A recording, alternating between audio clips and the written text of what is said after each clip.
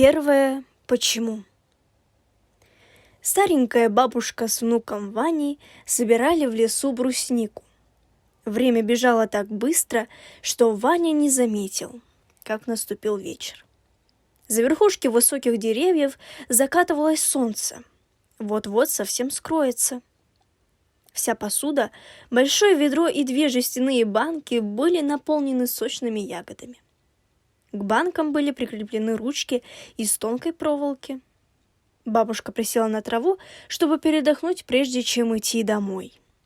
Ваня стоял рядом, вертелся, нетерпеливо поглядывал на солнце. Он спешил.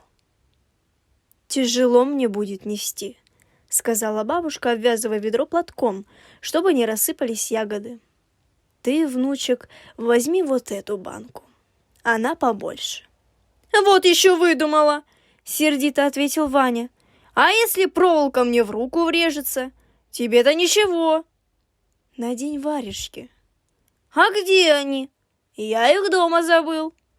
Ваня схватил маленькую банку и заторопился.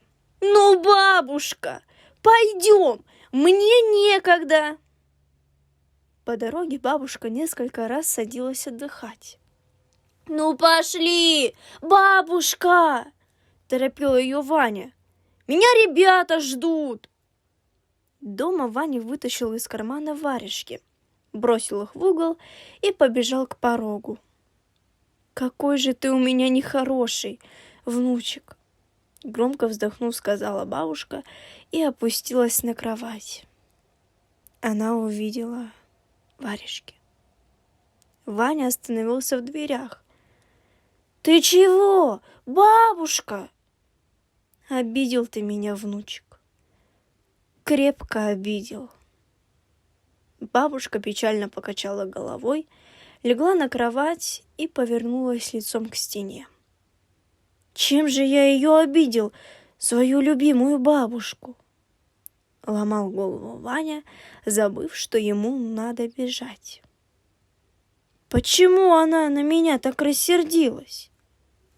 Может быть, вы догадались, почему?